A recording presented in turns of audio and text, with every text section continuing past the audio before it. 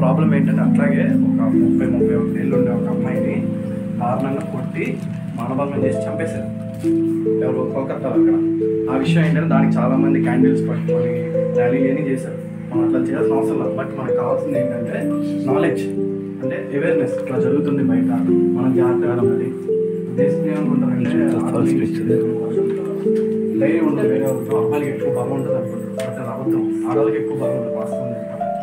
ఎందుకంటే ఒక ఆడదే ఇంకొకరికి జన్మే ఉంటుంది. ఆ అబ్బాయిలు చేయలేరు ఆ పని. సో అదే గ్రేట్. సో మీరు గుర్తుపెట్టుకోవాల్సింది ఏంటంటే రేపు పొద్దున బయట సొసైటీలో కానీ మీరు పెరిగి ఎక్కడ ఉన్నా కానీ మీకనే కాదు, మీ చుట్టుపక్కల ఎవరికి అన్యాయం జరుగుతున్నా, ఎవరన్నా బ్యాడ్గా కామెంట్ చేస్తున్నా, అలాగే అబ్బాయిలు కూడా ఎంతవరకు కామెంట్ చేయాలి, ఎంతవరకు చేయకూడదని తెలుసుకోవాలి. మీరు తప్పుగా ఎవరైనా ప్రవర్తిస్తున్నా మేమేం చేయలేము అని మీరు చేతులు ఎత్తే కూడా ఖచ్చితంగా పోరాడాలి, ఫైట్ చేయాలి. రేపు పొద్దున మీలాగా ఇంకెవరికి జరగకూడదు. వాళ్ళలాగా ఈరోజు రాఖీ కదా, నిజంగా వాళ్ళ అన్నదమ్ములు వాళ్ళు ఉంటుంటే వాళ్ళ అక్క కట్ చేసేటం. బట్ ఆవిడ లేవు ఈరోజు, చనిపోయారు.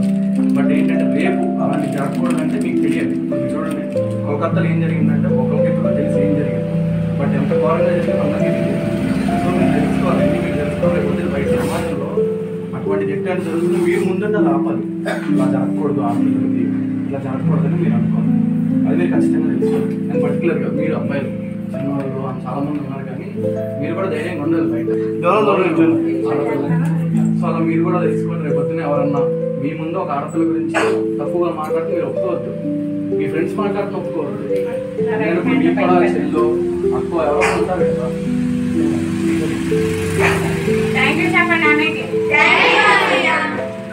ఇప్పుడు మీకు అర్థమైందా? డాక్టర్ గారు ఏమేమి చెప్పారు? 3 పాయింట్లు చెప్పండి. ప్రతి ఒక్కరిని కూడా మన అక్క చెల్లు అమ్మ సమాన భావం చూసుకోవాలి.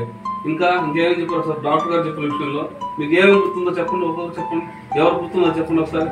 ఆయన సంతోషపడతారు కదా. బెంగళూరు నుంచి చెన్నై నుంచి ఆయన మరి వైద్యశాల అందించుకుంటూ మీ పిల్లలు మీ అందరం చూడాలి. ఈ రాఖీ పండుగ శుభాకాంక్షలతో కాకుండా ఈ యొక్క రోజు కార్యక్రమాల గురించి మనం తెలపాలి.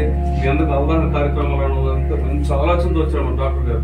అసలు ఆయన చెప్పిన మాటల్లో మీకు గుర్తుండే 2-3 మాటలు చెప్పండి. హ్యాపీ ఉంటుంది ఆయన కూడా చెప్పండి.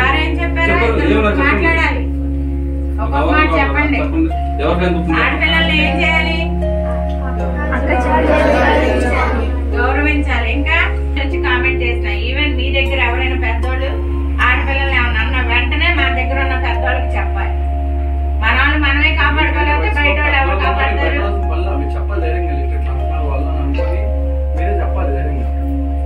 చెప్పాలి. రెండోది డాక్టర్ గారు చెప్పినట్లుగా ఎప్పుడైనా ఎవరైతే మన అక్క చెల్లి అమ్మ ఎవరైనా కాకపోయినా పక్కన ఎవరు బాధపడి ఏదో ఏడుస్తున్నప్పుడు అడగండి వెళ్ళి, అమ్మ ఏమైంది, అక్క ఏమైంది, దాన్ని బట్టి మన ఇంట్లో వాళ్ళకి చెప్పడం, పక్కన వాళ్ళకి చెప్పడం, అవసరాన్ని బట్టి చుట్టుపక్కల చెప్పడం అనేది సహాయం చేయండి.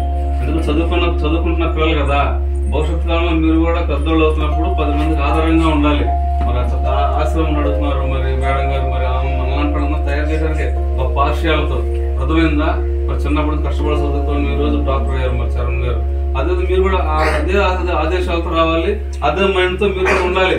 మంచి డాక్టర్లు అవ్వాలి, మంచి ఇంజనీర్లు అవ్వాలి, దేశానికి ఉపయోగపడాలి, మన రాష్ట్రానికి ఉపయోగపడాలి.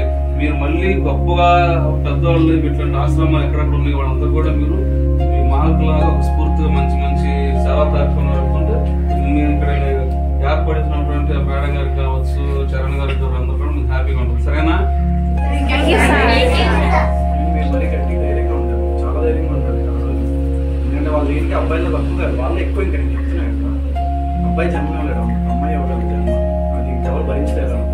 అలాంటి మీరు రేపు పొద్దున ఏం జరుగుతుందో మీరు తగ్గకూడదు. ఒకటి మంచిగా చేయడానికి మీకు తెలిసిపోద్దు. మీరు ఎమ్మడే చెప్పేది వచ్చి అది చెడు, ఇట్లా చేయకూడదు అని చెప్పాలి. ఎందుకంటే చిన్న ఆలోచన పెద్దదో. సో మీరు కూడా జాగ్రత్తగా ఉండండి. బయటకు వెళ్ళినప్పుడు పరిస్థితులు చూసుకోండి. ఇప్పుడు చూపు బట్టే మనం చెప్పొచ్చు. ఆ చూపు చూసుకొని మీకు ఇంకా మీలో చాలా మందికి తెలియదు, కానీ తెలుసుకోవాలి.